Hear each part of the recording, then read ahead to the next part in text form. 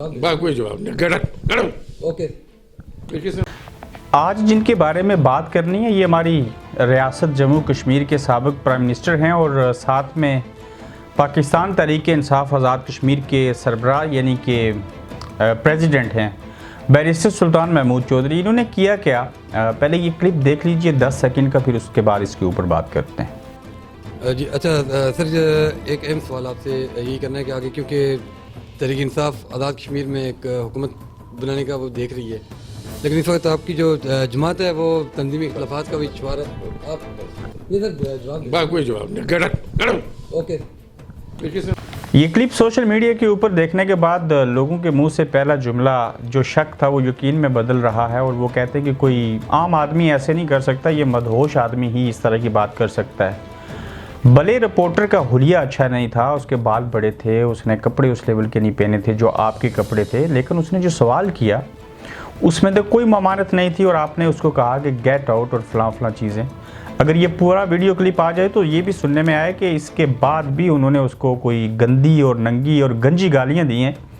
अल्लाह करे वो ना ही आए, बात चाहे मज़ीद इज़्ज़त ख़राब ना हो तो इसमें ही बेहतरी है। लेकिन जो सवाल उस लड़के ने पूछा वो बजा था। मैं भी उसकी तस्दीक इसलिए करता हूँ कि उसने कहा कि आपकी पार्टी के अंदर जो है वो कुछ इख्तलाफात है जिसके ऊपर उन्होंने कहा मैं इसके ऊपर बात नहीं करूँगा। जब उन्होंने कहा कि आप चले जाओ, उसने असिस्ट किया। रिपोर्टर का राइट होता है कि वो उनसे बात पूछे और फिर उन्होंने कहा कि गेट आउट और बाकी चीज़ें भी हुई।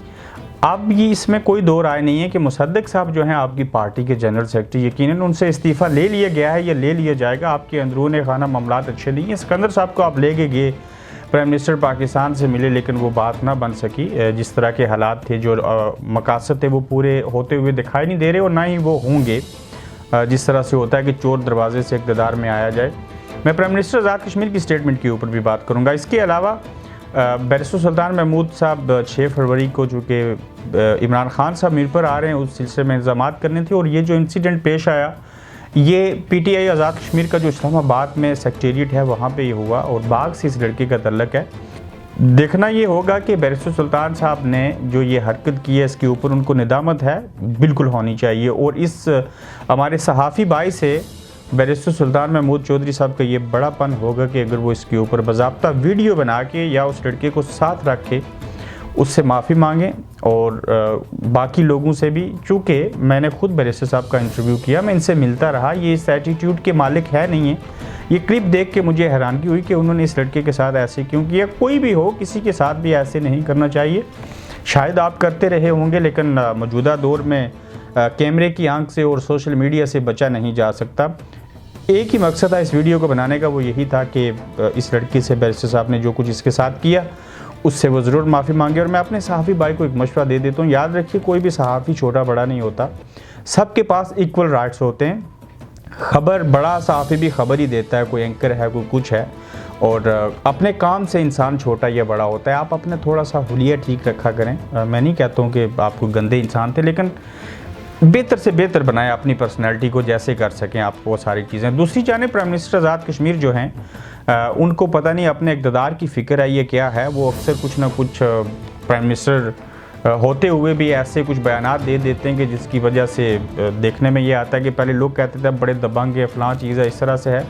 आज जो उन्होंने बयान दिया है कि मैं वज़ीर-ए-आज़म इमरान खान साहब जो हैं उनके ऊपर पूरा एतमाद करता हूँ, ये लाइन तो बिल्कुल ठीक है। भले आपने कहा था कि अगर प्राइम मिनिस्टर पाकिस्तान के इमरान खान बन गए तो मैं उस पाकिस्तान में जाना पसंद नहीं करूँगा, बात ख़त्म होगी। होती हैं ऐसी चीज़ें, कभी कभार इंसान उसके ऊपर अमल नहीं कर सकता। लेकिन अगली लाइन जो थी कि इस्लामाबाद वालों को हम पर एतमाद करना चाहिए, ये आपको क्या ज़रूरत पेश आई?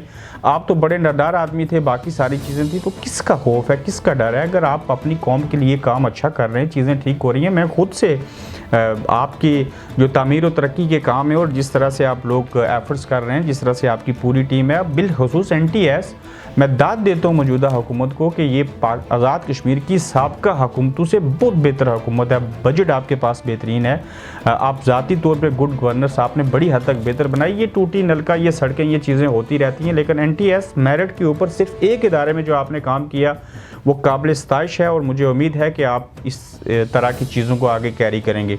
बैरिस्टर सुल्तान साहब से उस लड़के को बिल्कुल जो है वो माजरत करनी चाहिए। हम तमाम सहाफ़ी बरादरी जो है वो उसके साथ खड़े हैं। आज अगर उसके साथ ऐसा हुआ तो कल किसी और के साथ भी हो सकता है, और आप लोग हमारे हुक्मरान हैं, हमारे रहनुमा हैं, हम ही की वजह से आप लोग आगे आए हैं, और उनके साथ फिर ऐसी चीज़ हो तो ये गलत चीज़ है। और अपनी पर्सनैलिटी को बैरिस्टर सुल्तान साहब ख़राब नहीं कीजिए। आपको आपके बारे में लोगों की कुछ और राय थी या है, तो ऐसी चीज़ों से बचना चाहिए। नहीं, अगर किसी को इंटरव्यू देना तो ज़रूरत नहीं होती है, अपने मशीरों को बता दें जिन्होंने आज तक आपका बेड़ा गर्क किए रखा है कि वो सोच समझ के ही किसी को बुलाया करें। भले आ गया था, आपको कुछ चीज़ अच्छी नहीं लगी तो आपका काम बनता है कि नो कमेंट कह दें। अगर फिर भी वो क्वेश्चन करता है फिर आप कह दें नो कमेंट, ईजी वे है। लेकिन किसी को ऐसे कहना गेट आउट और ये किसने बुलाया और क्या चीज़ें हुई, बिल्कुल गलत है। मैं ज़ाती तौर पे इसकी मज़ामत करता हूँ, और आपको वो काम करना होगा जो आपकी सज़ा है, उससे माफ़ी मांगनी होगी।